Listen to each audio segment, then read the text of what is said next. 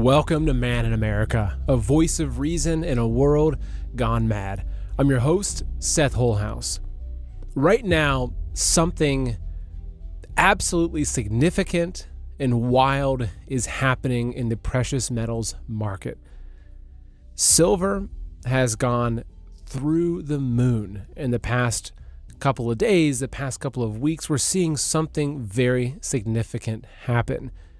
And gold has followed as well. But silver is really starting to break out. And we're going to be talking about what this means, because this isn't a show today on precious metals or investing. It is so much bigger than that.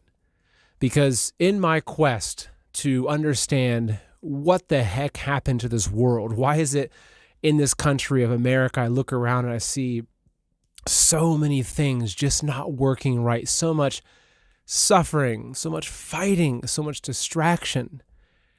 So much of this traces to the financial system.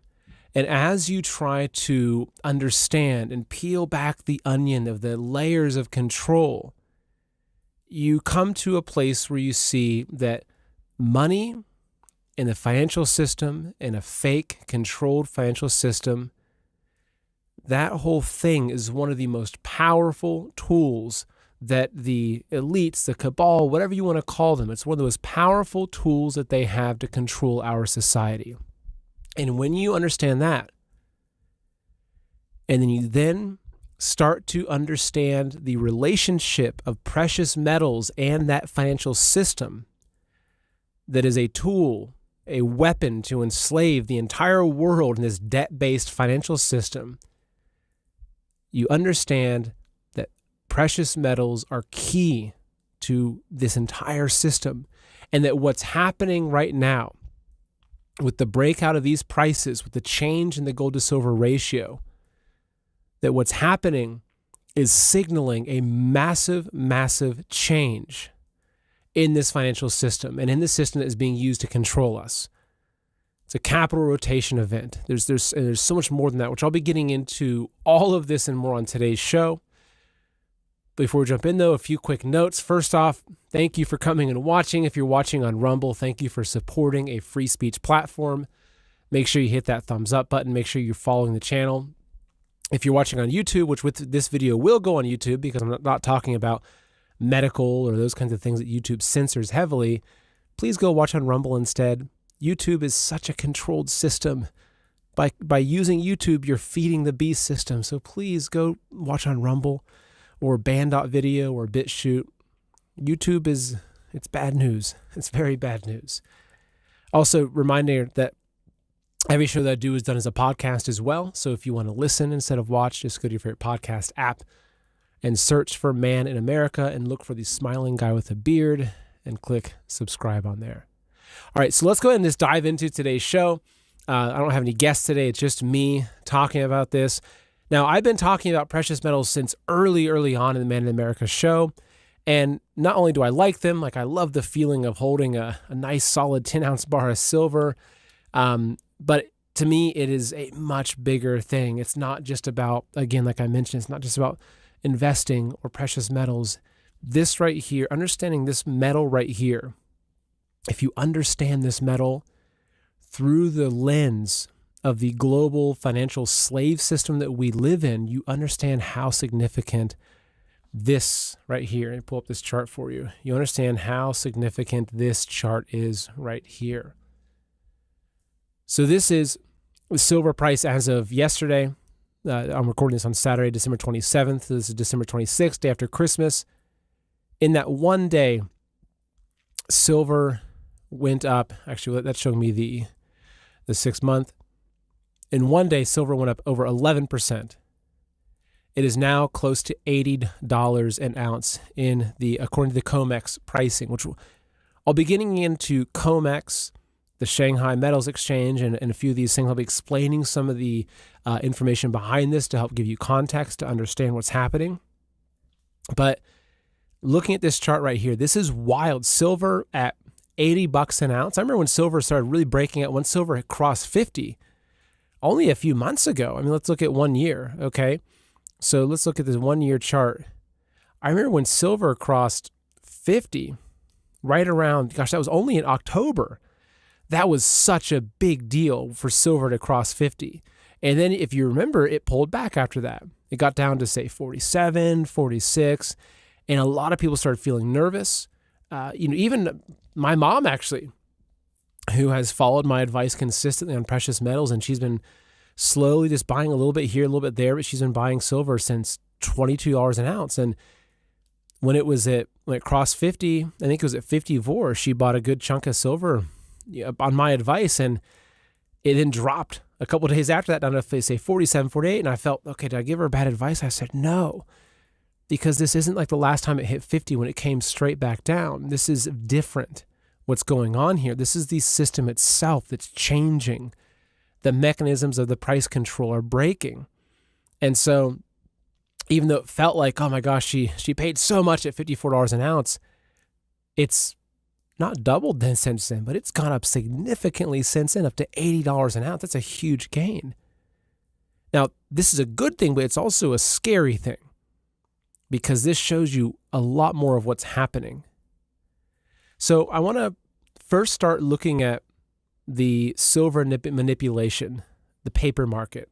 And I'll take a step back and just give you a little bit of context for this. So there was an interview that I did with David Jensen, and it's one of my favorite interviews I've done, where he explained the LBMA. He explained how the paper manipulation works. And I'll try my best to simplify it. But basically, in 1971, when Nixon pulled the dollar off the gold standard, that meant that they could then start printing as many dollars as they wanted without any kind of commodity to back that, with nothing that was tying that dollar to physical reality. So they could, I guess their only limit was how much ink and paper they have, but if you're the one printing the money, you can buy as much ink and paper as you need. But what happened is, after he pulled the dollar off the gold standard in 71, over the course of the next decade or so, we saw silver and gold go on a massive run, increasing in price. And people thought, oh gosh, wow, why are gold and silver going up so much? But actually what was happening, as David Jensen has explained, is that gold and silver are the canaries in the coal mine for inflation. And so what happened was that because they were printing all those dollars, the prices of gold and silver naturally were rising with all the increase in money supply.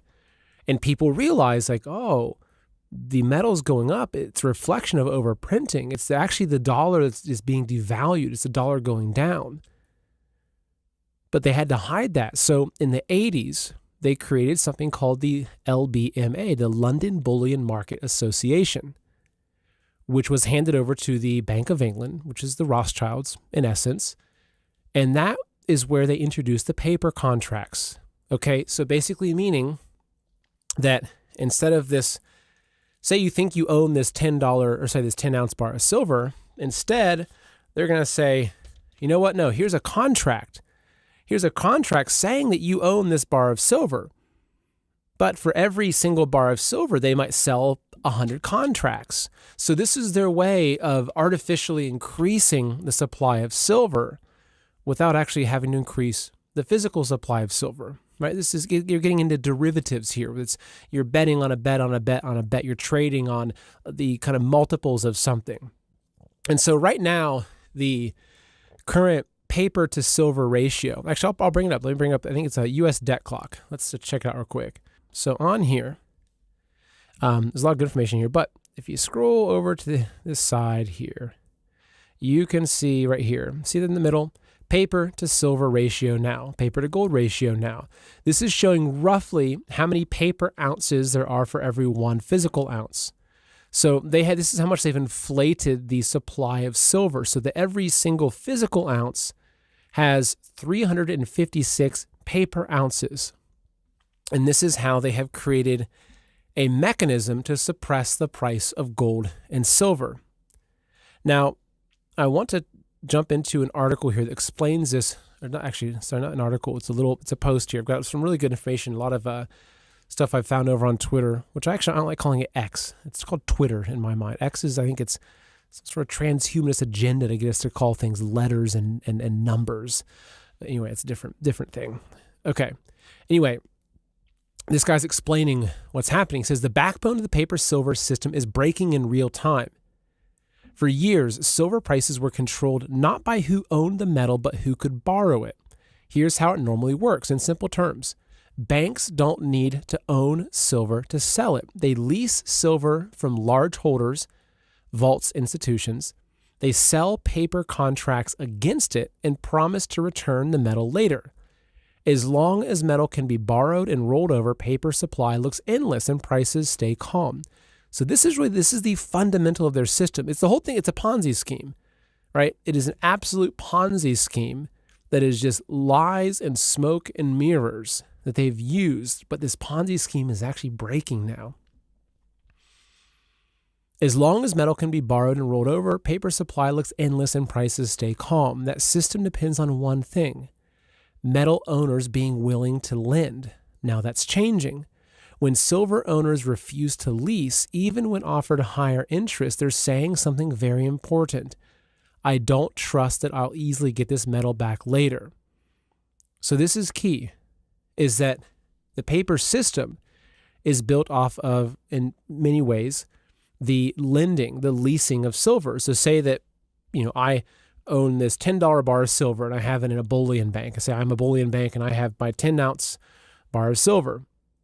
These banks will, quote unquote, lease this silver, and they'll sell contracts on this silver, saying, look, we're just going to, we'll pay you back for it though. Okay, we're going to lease that silver, we're going to borrow that silver and lend against it and do all kinds of financial, effery, that's the only word I can think of, to make some money and to scam people and to, do what banks do these days. But this is what happens though, right? He says that when silver owners refuse to lease, even when offered higher interest. So the bank might say, look, Seth, we'll lease this piece of silver for you for 5%. I say, no, I don't really trust you. They say, okay, we'll give you 10%. I don't really trust you, because if I lose it, I'm losing more than 10% of the value of this thing. They might say, okay, we'll give you 20%, 30%. No, I don't trust you. So it says, when silver owners refuse to lease, even when offered higher interest, they're saying something very important. I don't trust that I'll easily get this metal back later. At that moment, the illusion of abundance breaks. Paper markets can still trade contracts, but those contracts are no longer backed by a flexible pool of real metal. They become promises without shock absorbers. So what happens next? Price has to do the job that leasing used to do. If metal won't come out for yield, it must be pulled out by higher prices. Not gently, violently. This is why markets suddenly become extremely volatile, unstable at opens, prone to sharp drops and even sharper rebounds. It's not chaos, it's stress transfer. Instead of stress sitting quietly on bank balance sheets, it moves into the price. This is how paper markets lose control, not through defaults, not through announcements, but through refusal. Refusal to lend, refusal to smooth, refusal to pretend that metal is plentiful. Once that happens, pricing power shifts slowly at first, then very fast. The simplest takeaway anyone can understand is this: as long as silver can be borrowed, paper controls the price. Once silver won't be borrowed, price must rise until someone gives it up. That's where we are. That's so key there. As long as the banks can keep borrowing the silver, they can use the paper to control the price. But once the silver can't be borrowed anymore, the price must rise to make me say, I'm not going to lend it to you for a 10% interest. But if silver goes up to $75 an ounce, I'll just sell it. You can have it. That's what's happening. Another way of putting this, there's a post I have here from Cliff High. He's a pretty brilliant guy, especially on metals. He says the agreement call to try to save the Federal Reserve note, right, the dollar bill, the FERN as he refers to it, and all the derivatives based upon it settled at $75 per ounce for silver. It has already failed in less than 9 hours. The bullion banks are no longer in charge of the metals market. It is the industrial users and speculative investors who now rule. That is the key. This sentence right here, he's saying the exact same thing as the other post, but the bullion banks are no longer in charge of the metals market. It is the industrial users, manufacturers, etc., and the speculative investors who now rule. This is really, really important. So what's also happening with this is that you have to understand the suppression of silver as it relates to the gold and silver ratio. So I'm going to pull up a little graphic here for you. So this is the gold to silver ratio throughout history. What this means really is it's the price of gold to silver. So in Egypt, in 2000 BC, it was a 1-to-2 ratio, meaning hypothetically, if an ounce of silver was $20, an ounce of gold was 40, right? It's a 1-to-2 ratio. Now, historically, it's been, on average closer to around 1-to-10, 1-to-12, 1-to-15. You can see, right? All throughout history, this has been the ratio. I think that it comes out of the ground at around 1-to-8. So it's actually reflective of that. I think it's for every 1 ounce of gold, it's roughly, I think, 8 ounces of silver. Don't hold me to that, but it's somewhere in that range. So you can see under Caesar, right? 40 BC, it was a 1-to-8 ratio. Egypt, 1-to-9, 2700 BC.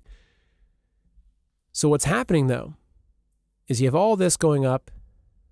1500s is 1-to-10, 1600s 1-to-12, right? As of November 30th, it was 1-to-75. Doesn't make sense. It doesn't make sense. That's why a little clown graphic. There's something going on here. If you look at the chart of this, right? So this is the chart showing you the gold to silver ratio. So let me go to 1 year on this. So right around April 22nd, April this year, it was at roughly a 1-to-100. Now, I forget the exact prices. I mean, I can show you. So right around April, if it's 1-to-100, and we're looking at April, okay, let's go to 1 year.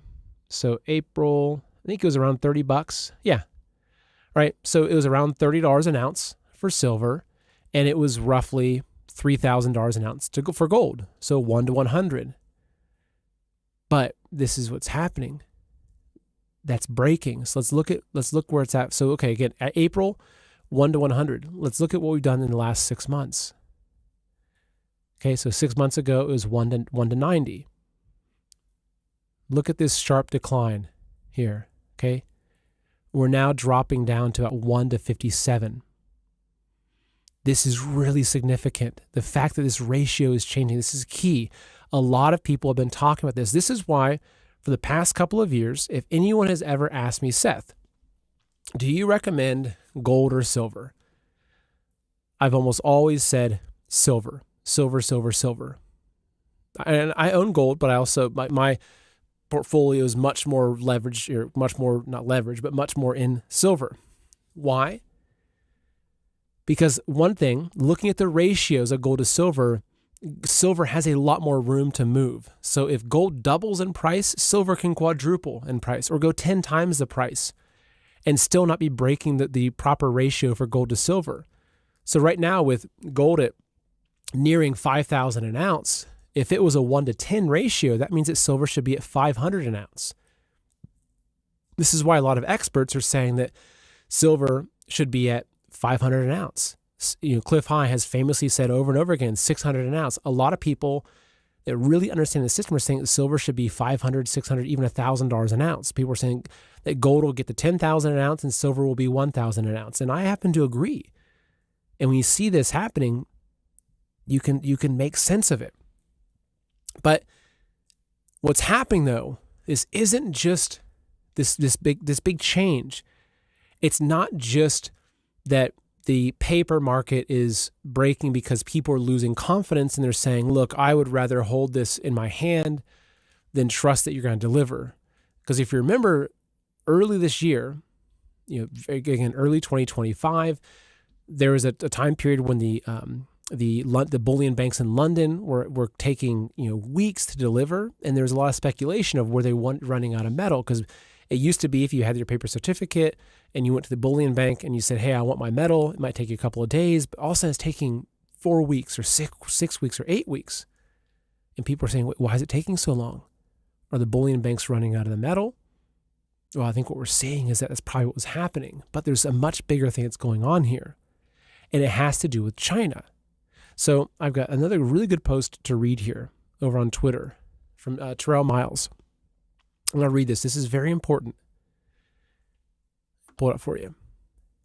It says, China just broke the silver market. And this is very, very key to understanding what's happening and understanding why the paper market is breaking. In addition to the things we talked about so far, this gives you a very important context. He says, if you own silver, this is a must read. Here's what nobody is telling you about January 1st, 2026. Starting New Year's Day, China is restricting physical silver exports, not slowing them, not taxing them, restricting them. And the price action that we're seeing right now, it's not a glitch, it's a warning shot. Let me walk you through what's happening in real time, because this might be the biggest structural shift in precious metals markets we've seen in a generation. The impossible price gap. Today, when you put this post out, on Christmas Eve, Shanghai closed physical silver at $77.89 per ounce. At the exact same time, the COMEX, the Western benchmark, so COMEX means the commodity exchange, the Western benchmark for silver was trading at 72. That's a $5.66 spread. To put that in perspective, historically this gap rarely exceeds $2. Why? Because arbitrage traders instantly exploit any difference. Buy cheap in one market, sell high in another. Rinse, repeat. The gap closes in minutes. Meaning, okay, so if you could buy silver for, say, $50 an ounce at the COMEX, and you could sell it on the Shanghai silver market, you could sell over in Asia for $100 an ounce, then what you'd have is almost instantly everyone would buy all the silver in the COMEX and they'd sell it all through the Shanghai market and they would double their money. So historically, the price between the two markets has been very, very close, right? As you're saying, it's roughly $2. It rarely exceeds $2. I remember, so I used to do a lot of business over in Asia in the jewelry industry. So this is back 2010, 11, 12. I would go do trade shows and whatnot over in Hong Kong and China and Taiwan, and I was sourcing inventory over in America and selling it over to Asia. Now at that point, if I had silver or gold, say a gold necklace, I was pricing it, say $2,000 an ounce based upon buying it in New York. It was worth $2,000 an ounce over in Asia, right? It's not like I could buy it in New York for $3,000 or for $2,000 and sell it for $3,000 in Asia, because that's just how commodities work, right? The price is very consistent. But listen to this. So to put that in perspective, historically, this gap rarely exceeds $2. Why? Because arbitrage traders instantly exploit any difference. Buy cheap in one market, sell high in another. Rinse, repeat. The gap closes in minutes. But when a $5.66 premium persists for hours on a half-day trading session, no less, which is what happened Christmas Eve, something fundamental is broken. The arbitrage machine is dead. And it's dead because the physical metal cannot move the way it used to. What Shanghai's price actually means. Let me clarify something crucial. China isn't overpaying for silver. Shanghai's $78 an ounce price reflects what silver costs when you need actual metal delivered to your vault, not a contract, not a promise, not a cash settlement. The Shanghai Futures Exchange operates on physical delivery. When Chinese manufacturers need silver for solar panels, EVs, or electronics, they pay Shanghai prices. That's real demand meeting real supply. The COMEX, that's entirely a different animal. So COMEX futures are heavily leveraged in paper contracts. They're mostly cash settled. They rarely result in the actual delivery. It means people are they're trading with cash and paper off the silver. So they're not buying the actual silver to hold the silver. They're buying a contract on the silver and then trading those contracts and settling that in cash. So the silver's not really moving around much. It's this monopoly money market. So the vault exodus is accelerating. So while markets were winding down for the holidays, the metal was moving out. COMEX registered available for delivery. Silver inventories just posted sharp declines. So these are a few of the bigger bullion banks. So the Asahi was minus 1.42 million ounces. JP Morgan minus 600,000. CNT Depository minus 250,000. ounces. So the total registered standing is 127 million ounces. So for context, global silver demand runs approximately 1.2 billion ounces annually. COMEX registered represents roughly 10% of annual consumption. It's draining. It isn't volatility. It isn't seasonal adjustment. This is what a modern bank run looks like. Except instead of people lining up outside branches, you've got forklifts loading pallets onto trucks headed east. And here is why January 1st changes everything. So China's export restrictions don't happen in a vacuum. China is simultaneously the world's largest silver consumer for industrial demand and a major silver producer and refiner. It's also sitting on a depleting domestic vault inventory. By restricting exports starting January 1st, China is essentially declaring whatever silver we produce or refine stays here. The immediate effect? Western markets lose a critical supply valve. For years, when the COMEX or the LBMA, which is out of London, so COMEX, I think it's out of Chicago if I remember correctly, so America, or the LBMA in London, when they needed physical delivery, the metal could be sourced globally, including from China. That safety net is about to disappear. And the market is pricing this in right now. So the premium tells the real story. Today, the physical premium in Shanghai exploded to over $8 an ounce above the COMEX. $8. This isn't noise. This is structural. An $8 difference where historically it rarely exceeds $2. Premiums spike when physical buyers are willing to pay whatever it takes to secure deliverable metal. It signals supply tightness, the vaults are running low, delivery urgency, and industrial users can't wait. Import barriers, getting metal into China is harder and slower, and geopolitical hedging, smart money wants tangible assets. When physical markets consistently trade above paper markets, history shows one outcome. Paper prices eventually chase physical reality higher. So make sure you understand that with me. So when physical markets consistently trade above the paper markets, history shows one outcome. The paper has to chase the physical price. Every major commodity breakout starts this way, not with hype, but with fundamental supply-demand dislocations that paper markets can't suppress anymore. So East versus West, the two different markets. Here's the bottom line. The West prices silver on leverage. The East prices silver on scarcity. COMEX reflects speculation, hedging, and paper supply. It is a derivatives market masquerading as a pricing mechanism. In my view, it's a scam. I happen to agree. Shanghai reflects real industrial demand, vault constraints, and physical delivery. And right now, the gap between these two realities is screaming one message. Physical silver is separating from paper silver. This is so important. Physical silver is separating from paper silver. What this means is that paper silver is how they have suppressed the price of physical. They have suppressed the price of physical to hide the fact that they are printing the dollar hand over foot. They're just pressing on that button, just burning out that money nonstop. But the paper they've used to disguise that inflation, to hide the fact of the overprinting, is breaking. So you're seeing that reflected in the price of silver and the price of gold. And it's actually the price of a lot of the commodities and metals, which I'll be showing you. This is showing you the fiat system is collapsing. The fiat system is running its end. It's hitting the wall that happens to all fiat currencies. And that's what this really shows you. When you see these prices going up like this, that's what it shows you. So what this means for you, if you're holding physical silver, understand what's happening. The metal you own is being repriced in real time. Global supply chains are fragmenting. The infinite paper supply narrative is colliding with finite physical inventory. If you're holding paper contracts, ETFs, or unallocated positions, you might want to ask yourself what you actually own when settlement time comes.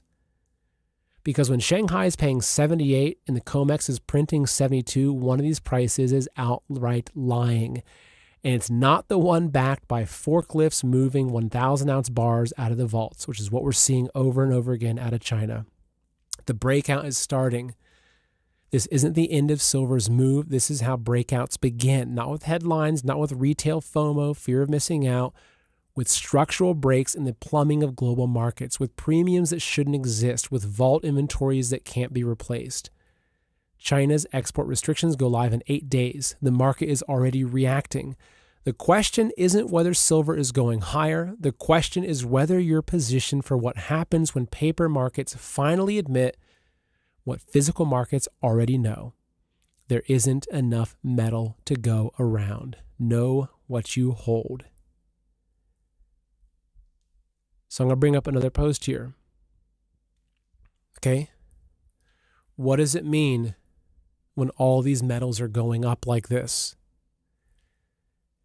It's showing us that the dollar is dying. It's one of many things. But again, if you trace this back, there's a reason why I started talking about what happened in 71 and leading to the creation of the LBMA. I think it was in 1986. They created that mechanism to suppress the true inflation of the dollar so people couldn't see how much overprinting was happening. But now that mechanism is dying, and the world is now seeing the dollar for what it is, because now it has a benchmark. That canary in the coal mine is long been dead. You look at it, it's like smoking. It fell out of its cage and it's sitting there, it's smoking, and it caught fire. And you're like, yeah, that's not good. That's not good if the canary that's going to warn us if we're going to die is dead and like in a burning pile of ash in the bottom of its cage. That's what's going on here. So this person on Twitter says, this is not good at all. Look at the screen. Now here's the screen he's talking about, right? These prices. Gold, up. Crude oil, up. Silver, up. Copper, up. Platinum, palladium. Okay? So let me continue. Look at the screen. Gold up, silver up, copper up, platinum and palladium up, even oil. This almost never happens at the same time. Historically, when every major commodity rallies together, it means stress is intensifying. Here's why this matters. In healthy expansions, commodities move selectively. Industrial metals rise with demand and energy follows growth. Precious metals usually move very slowly. But when everything moves together, it's a sign of the capital rotating out of financial assets and into hard assets. We saw the same setup before the 2000 dot-com bubble, the 2007 global financial crisis, and the 2019 repo market crisis. There's no example when this didn't lead to recession. This term here, the capital is rotating. My limited understanding of this is it's a capital rotation event, meaning that money is leaving the stock market, leaving the kind of financial institutions, and the people are moving their money out of these digital numbers and paper games. Like that's the entire financial system. It's numbers and papers and zeros on a screen. People are losing faith in that. So they're pulling their money. The capital is rotating from the imaginary world of banking and modern banking and derivatives into the real world of hard assets. And that's what you're seeing here. So I want to read a short article here. There's an interview that Greg Hunter did with Bill Holter, aka Mr. Gold. He sums up very well what's happening here. Very, very well. So I'm going to read a good chunk of this. Financial writer and precious metals expert Bill Holter, aka Mr. Gold, has been sounding the alarm of the profound risk in the financial system. At the beginning of December, he warned about the record-setting silver prices and said, quote, "It's pretty clear and pretty obvious that something behind the scenes is breaking."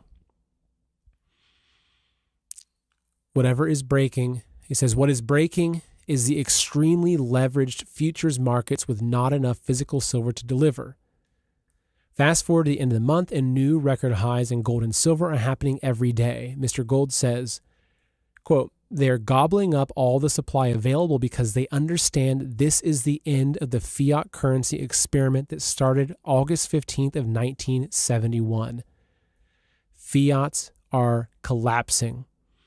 This is the Hunt brothers on steroids." So if you're not sure, the Hunt brothers, they famously tried to corner the silver market, and then the COMEX, they changed the rules, and you had a big crash in the silver markets. So this is something bigger, okay? He says, this is the Hunt brothers on steroids because you have the entire world buying physical. The Hunt brothers got into trouble because they were buying paper contracts, and COMEX changed the rules. COMEX can change the rules when they want. It won't matter because the rest of the world is buying cash and carry. What he's saying now is that the COMEX can change the rules they want, but it doesn't matter anymore because the rest of the world is buying cash and carry. They will not accept paper contracts. They want real physical metal. So when people are, this is me talking, not him anymore. So when people are playing this paper game, they're bound by the rules of the paper game. So if you're trading in paper and you're buying in paper contracts, the COMEX controls that game. It's like you're playing Monopoly with their money, and they can change it however they want to. But people are exiting the game. Like how do you win at the game versus these elite bankers? You don't play their game. And that's what's happening. It says people will not accept paper contracts. They want real physical metal. Article continues, here's where it gets both interesting and dangerous. What happens if the short sellers cannot deliver the silver promised? Mr. Gold says, quote, people say if they can't deliver, I'm going to tell you at some point they will not be able to deliver. And when that moment happens, it's game over for the entire financial system. Silver, and I believe it will be silver that fails to deliver. Silver is the blasting cap to the gold nuclear bomb. When silver fails to deliver, meaning if you have a contract at the COMEX for 100,000 ounces of silver, and you then want that silver delivered, right? Because you put all that money into those contracts because you believe those contracts are backed by real silver. But if the COMEX cannot deliver that silver to you, if they can't get a hold of those 100,000 ounces of silver to you, that's when the whole thing breaks. And that's exactly what's happening. So he says that when silver fails to deliver, immediately there will be a pile into the COMEX gold, and they will not be able to deliver the gold. Once that happens, you will have failures of contracts that are proven fraudulent. And that's the key. They're proven fraudulent. This is a bank run. It's equivalent of a bank run, right? When that bank is only holding a 5% reserve, and you go there and you want all your money, and your neighbor does too, and your neighbor does as well, and you all go there, and collectively the bank owes you $100,000, and they come out and they say, sorry, we only have 10 grand. It's proven fraudulent. They are zeroed out and cannot perform. Then it spreads to cattle, pork bellies, grains, and you name it. This is not to mention the financials of stocks and bonds. Once you prove fraud in silver, that's going to spread to all the derivatives, and we will have a derivative meltdown.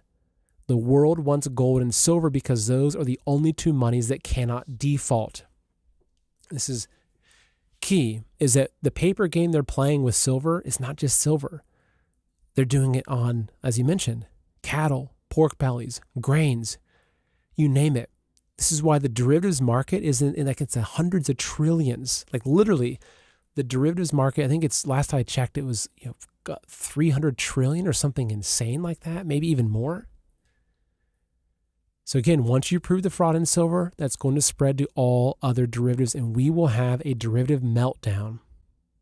The world wants gold and silver because those are the only two monies that cannot default. They'll never lose their value. They never have. They never will. They've had value since the beginning of time, basically.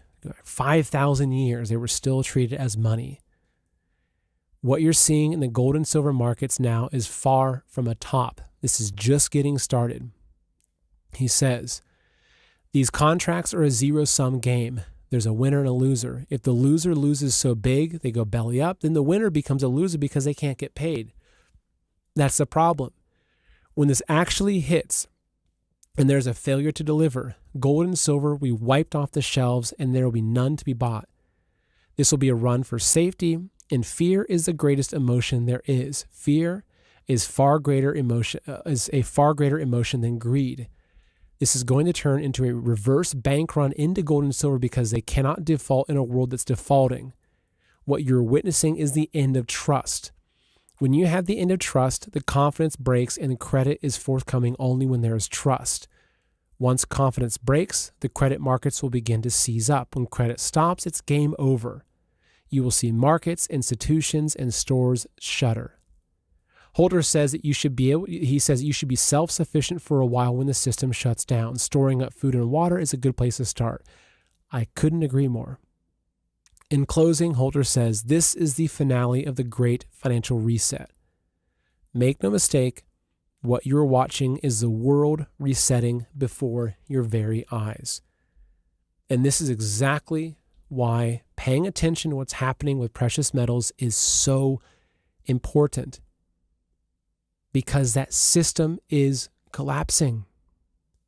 And the mechanism they've used to disguise the corruption of the system, that mechanism is breaking, and everybody around the world is seeing the wizard for what it is.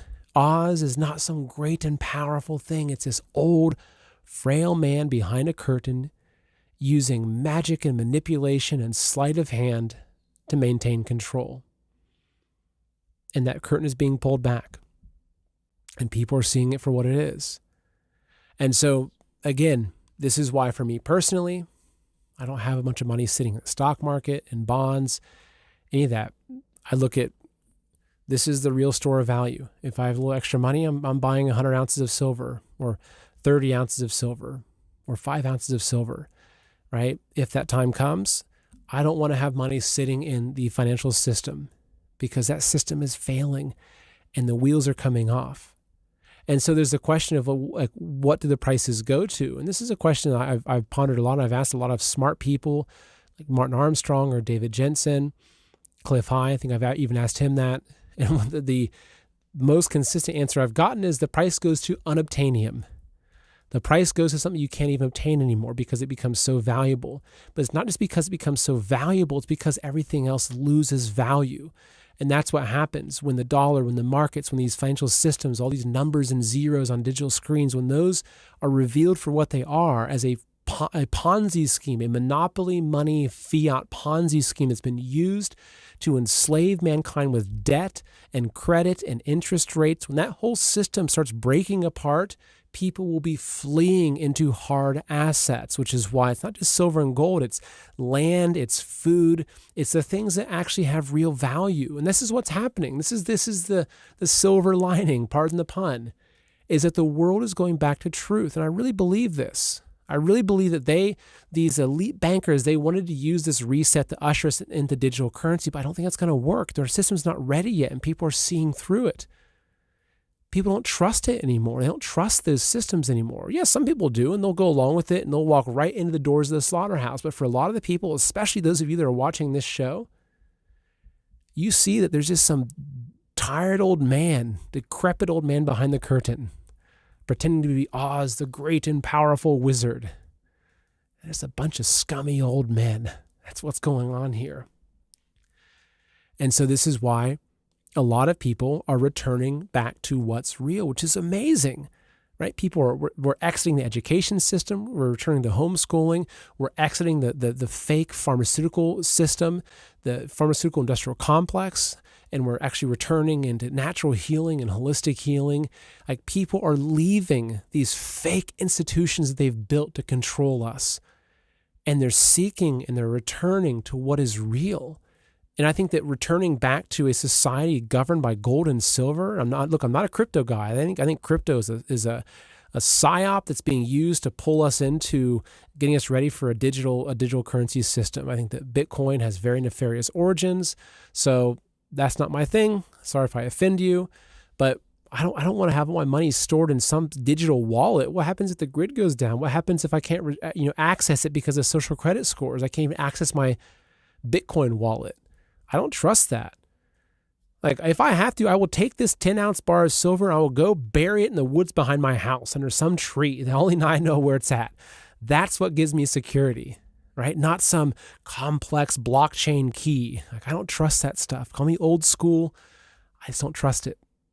I trust things I can hold, that I can smell. It doesn't have a smell to it, but that's what I trust. But anyway, on the idea of like where our price is going, I have one post I think is quite rational in his predictions. This guy, Dr. Potassium, is actually a brilliant guy if you look at a lot of his analyses and stuff. Again, this is one person's opinion, so take it for what it is. He's saying these are his end-of-year forecasts for metals. So he thinks that gold will be at close to 7,000 an ounce by the end of the year.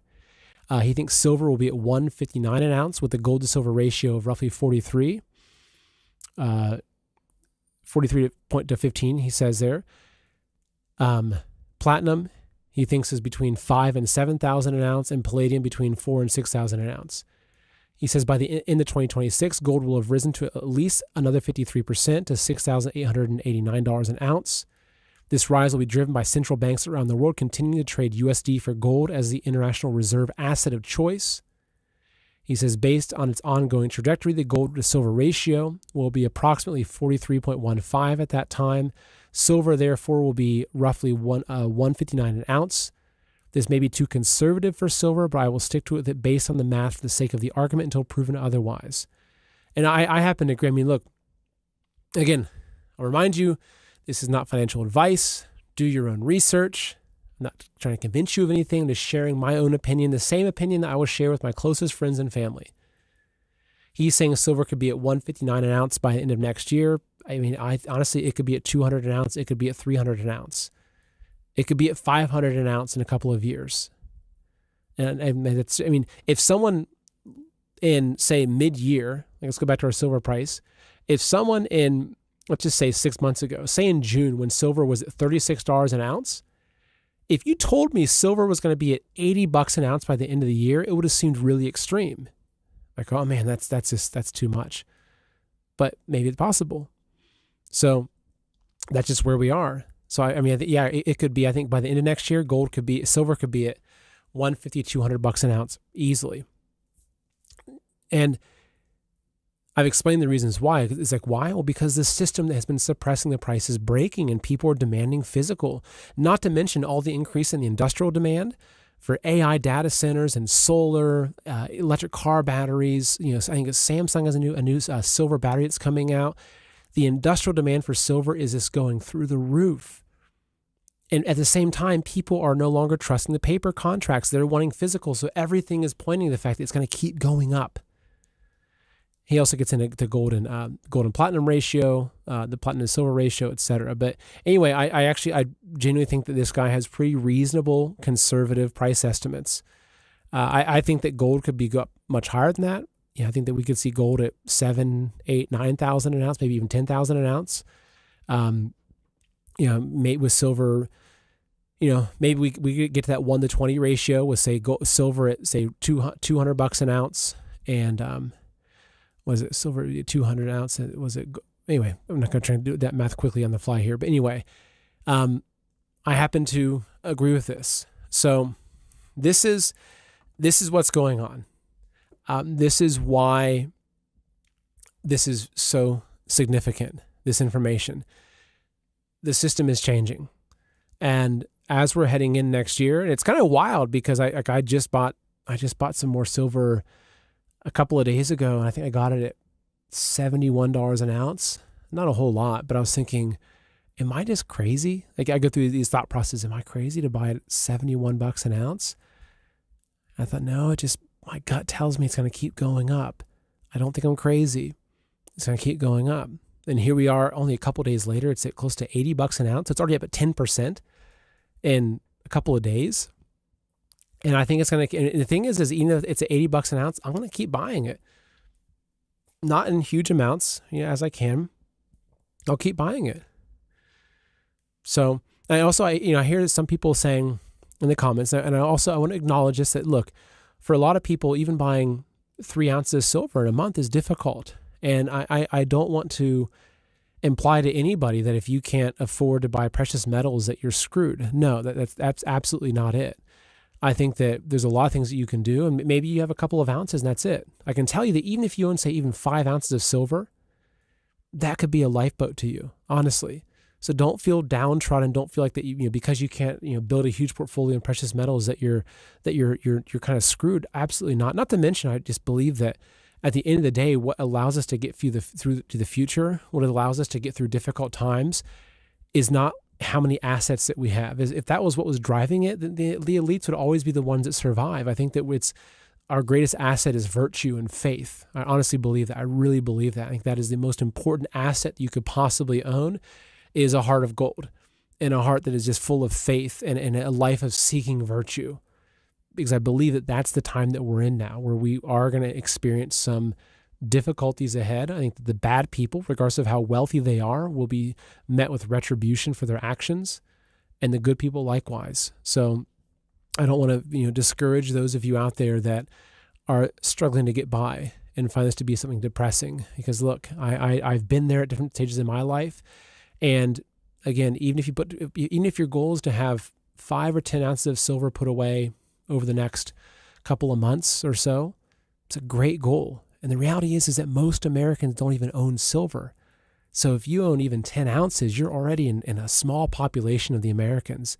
And the thing is when this whole system flips, even an ounce of silver might, man, who knows what it's going to be. It's hard to say. It's hard to say what happens. So all that being said, again, not financial advice, but the advice I give myself that I follow and I tell my friends and family, this is it. Like, you want to be sitting in silver. I'd say silver over gold, especially because I think of the potential for it to increase. I think it will increase multiples beyond what gold can increase. So if you have someone that you can trust, that's great. Be very cautious though. Like I used to have a business before I started the podcast. I had a business and I was buying over-the-counter gold and silver. Like I've always loved precious metals. Be very cautious though, because even your local coin shop may not be able to test things properly. I'm in a lot of different precious metals groups on Facebook, and I'm following what's happening. And I can see a lot of people are showing, oh my gosh, I see these pictures of like a gold bar cut open with tungsten in the middle. Or someone said he had a bunch of platinum bars that he'd bought from a local coin shop, and he posted them on Facebook in his group, and someone identified, say, hey, look, that one platinum bar does not look correct. He took it back to the local coin shop. They cut it open, and it actually wasn't. It was something else inside. So what they do is actually they take a bar for gold. They make the bar out of I think it's tungsten because it's the same weight and density. And they'll put a layer of gold over top of it. So you might still have a good amount of gold in there, but actually the core of that, probably 60, 70, 80% of that bar is actually tungsten. So that's the way that they create fakes. So just be cautious if you're buying. Be very, very cautious of who you're buying from. If you need a recommendation, right? The company that I recommend to my friends, my family is Noble Gold. Colin Plume is the owner. He's a good friend of mine. Solid guy. They have very fair pricing. They're exceptionally good at IRA and 401k transfers. If you want to pull your money, say you've got a lot of your money sitting in an IRA and you want to transfer it and have it sitting in precious metals instead of sitting in stocks and bonds and other financial instruments, they can do that in ways that you don't get hit with any penalties. They're the best that I've found in the industry at doing that. So if you're exploring this, go to goldwithseth.com, which is this website here, or just call 877-646-5347. So it's goldwithseth.com or 877-646-5347. Again, their pricing is fair. You can also just do a direct purchase. Say you want to call them up and say, look, I want to get 100 ounces of silver. They can, in a day, they can collect payment, get shipped out to you very fast, very secure. And you know that you're getting real stuff. There's a lot of fake on the market. So again, just be careful. If you're going to your local coin shop, just be careful. Because I used to be that kind of local coin shop kind of guy. And there were even things I had coming in that I wasn't sure whether they were real because I didn't have the expensive equipment that some of the other people that were using to test had.